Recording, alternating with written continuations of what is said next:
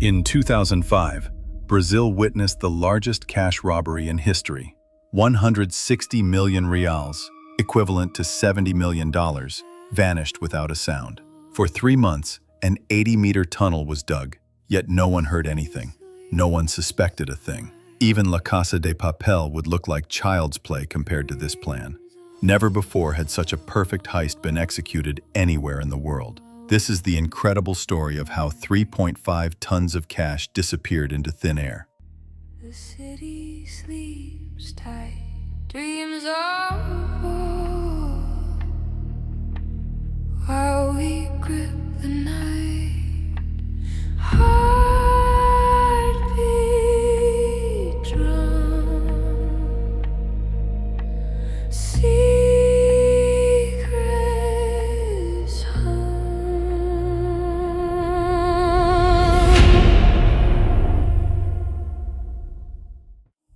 On the morning of August 6, 2005, Fortaleza had awakened to an ordinary weekend. While the city's residents went about their daily lives, an extraordinary event that would make history books was about to unfold at the central bank.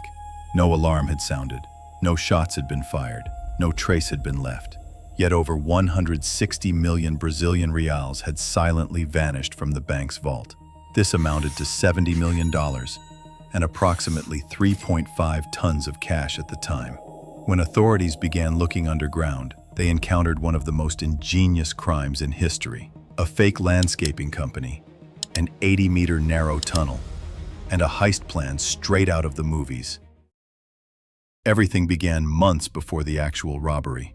The mastermind was Luis Fernando Ribeiro Santos, known by the alias Alemão. The financier was Fernando Ribeiro, known as Fernandinho.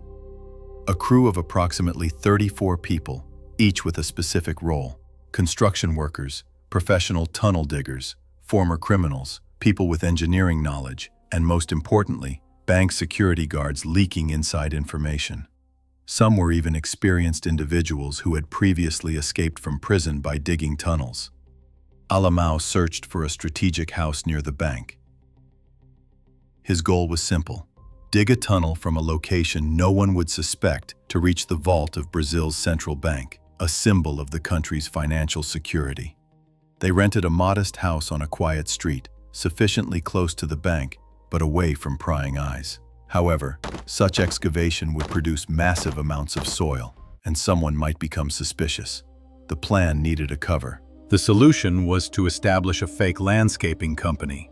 Since landscaping involves soil, no one would suspect trucks carrying sandbags leaving the house. The house was immediately painted green and named Grama Sintética. From the outside, it appeared to be a legitimate landscaping business. The company was established by a gang member using the alias Paulo Sergio. The birth date on his fake ID was May 8, 1968. This date was identical to the date the heist would be executed. This detail, showing the criminals took pleasure in displaying their cleverness, was chilling. Sergio built perfect relationships with neighbors. To avoid suspicion, they had minivans decorated with the company logo and issued fake invoices to give the impression that real work was being done in the area. Through this company, they spent weeks observing the area, analyzing the underground structure, and finalizing the tunnel route.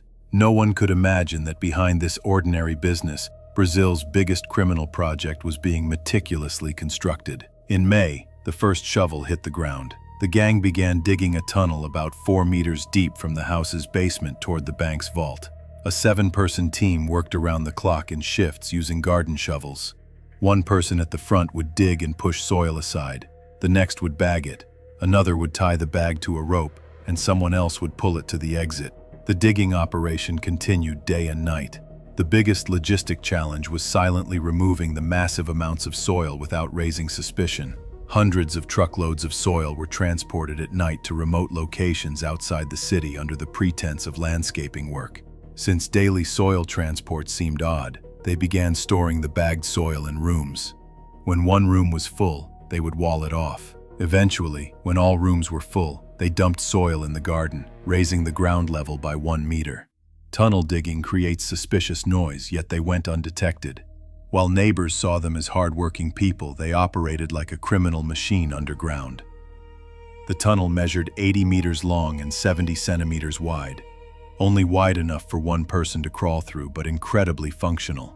In such a long tunnel, oxygen levels drop rapidly and carbon dioxide accumulates dangerously. Anticipating this, the robbers installed a ventilation system. They reinforced the walls with approximately 900 wooden planks to prevent cave-ins. They installed hose systems for drinking water and battery-powered lights for illumination. Instead of phones, they used an intercom system to avoid leaving electronic traces. Using GPS and local maps, they avoided damaging underground infrastructure. This resembled a subway line more than a criminal tunnel.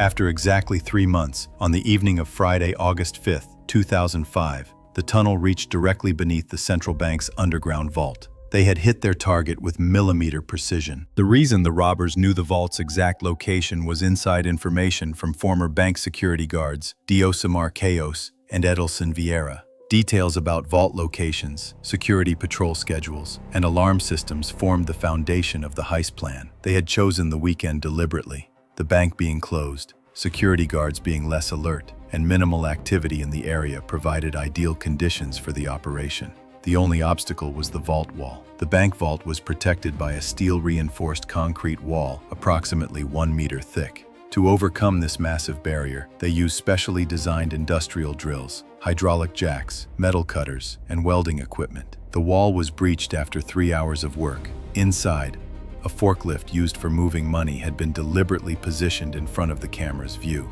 5 security cameras existed, but none recorded footage. They only provided real-time monitoring. A 4-person team carefully moved to avoid motion sensors and reached the vaults containing millions of reals. They avoided new bills with recorded serial numbers, targeting old 50 real notes that couldn't be traced. They began rapidly removing money from the vaults. Everyone had specific duties. Some extracted, some counted, some bagged the cash. The operation began Friday at 10 p.m. and completed Saturday at 6 a.m.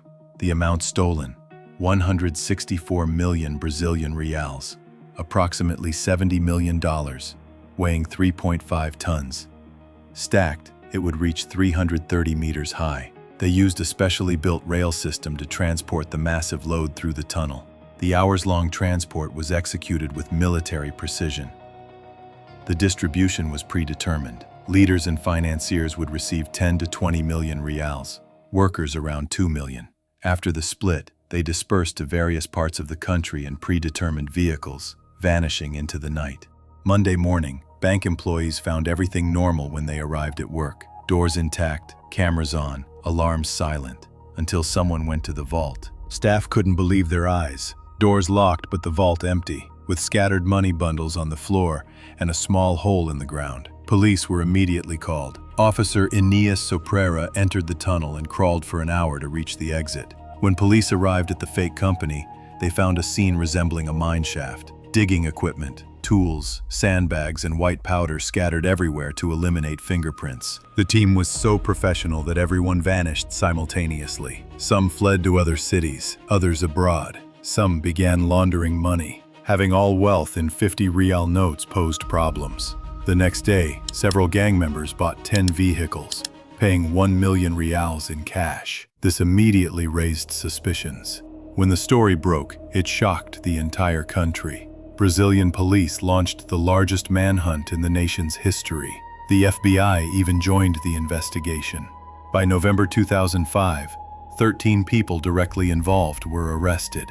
However, only 11% of the stolen money was recovered, approximately 18 million reals. Most of the money disappeared forever. Gang leader Fernandinho was kidnapped and killed by his own members. This revealed the deep mistrust within the gang. Alamau was later shot while trying to escape from prison. A total of 129 people were arrested. Prison sentences totaled over 2,452 years.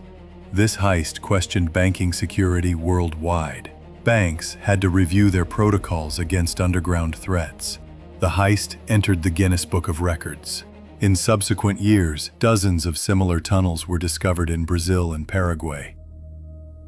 The Brazilian Central Bank heist became one of the world's most complex and ingeniously designed crimes. Let us know in the comments what you think about this incredible story. Could you have pulled off this plan? Don't forget to subscribe, turn on notifications, and share with your loved ones.